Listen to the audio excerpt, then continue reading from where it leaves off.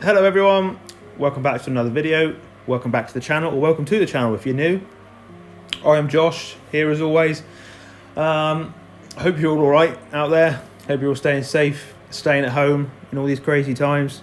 Hope all your families and everything are okay, and everyone's doing well. Hit back with another video for you today. In this video we're going to be covering water heating, water temperatures, water heating. Not going to be covering basking temperatures in this one, or basking at all in this video. That will be coming up in another video.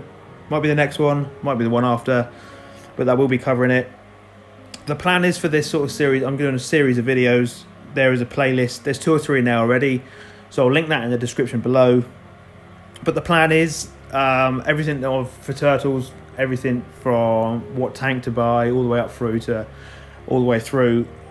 The do's, the don'ts, what you want to know, what you need to know, what's safe, what's not, etc, etc. So smash the subscribe button, hit the bell to stay notified. I'd really appreciate that. So got all that out of the way, without further ado, let's get into the video. So why do we need to heat our turtle tanks at all? Why can't we just leave them room temperature, cold? Well, basically turtles are reptiles, so they're cold-blooded. They use the water temperature, the heated water, to regulate the temperature. Typically an adult will require slightly cooler temperature than a juvenile. A juvenile turtle I class from a hatchling to 6 months old. They require slightly higher temperatures typically than an adult.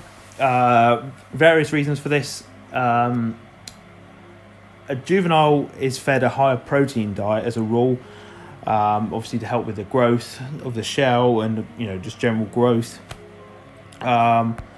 So they need the fast metabolism to process all this extra protein, and the higher the water temperature, the faster the metabolism.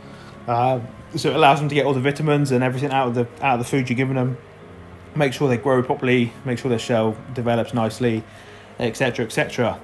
Also it helps prevent illness, kills off the extra little bit of bacteria, helps your hatchling or juvenile turtles stay healthy, which obviously is what we all want. So typical temperatures for a juvenile, so from 0 to 6 months old, about 78 to 82 Fahrenheit, which is 26 to 28 degrees Celsius if you're in the UK. For an adult, which is 6 months onwards, about 74 to 76 Fahrenheit, 24 to 25 degrees Celsius if you're in the UK. The reason the adults require slightly lower temperature is because they are fully grown. They're a lot less protein in their diet. An adult turtle is typically on a more vegetable based diet than a protein based, so they don't require the extra metabolism to process the protein because they're not growing anymore. So that's the reason juveniles require that slightly higher temperature. The most important thing with water heating for a turtle is to make sure that the water temperature stays consistent. We do this with a thermostatically controlled aquarium heater. So to make sure you get the right one for your tank, because I struggled with this when I first started. What size heater do I need? There's not a lot of information out there about it. Manufacturers don't tend to give this information out for whatever reason. I have no idea. Your guess is as good as mine. So this is what I found out with a bit of research and that. The rule of thumb when it comes to getting the correct size heater is about 1 watt of power of a heater for every litre of water in the aquarium. So basically, if you've got a 100-litre aquarium, you need a 100-watt heater. If you've got a 150-litre aquarium, you need a 150-watt heater. If you've got a 200-litre aquarium, you need a 200-watt heater, and so on. It's pretty self-explanatory, that one. So that is how you size the heater for your aquarium. I thought that was a good bit of information to give.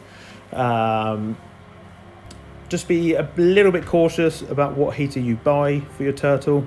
They've got a hard shell, they're clumsy, they're fast swimmers. They can shatter just a standard glass heater very, very easily.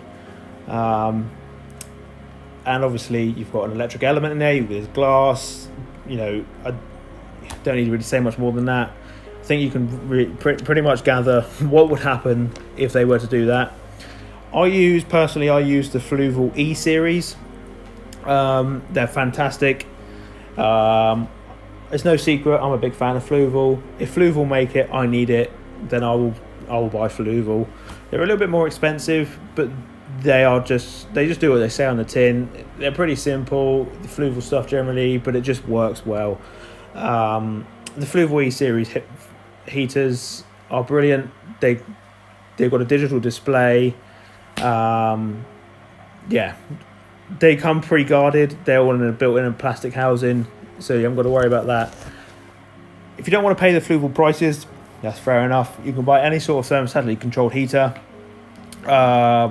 Providing you can buy from Amazon, eBay, anywhere like that. You can buy the plastic guards that go over the heaters. Then you can use any heater you want, just as long as you've got it guarded. All right.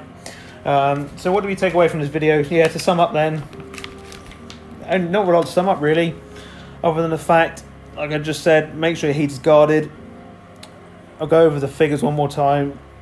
A juvenile, 0 to 6 months, 78 to 82 Fahrenheit, 26 to 28 degrees Celsius. Adult, 6 months onwards, 74 to 76 Fahrenheit, 24 to 25 degrees Celsius, and 1 watt of heater power for every litre of water.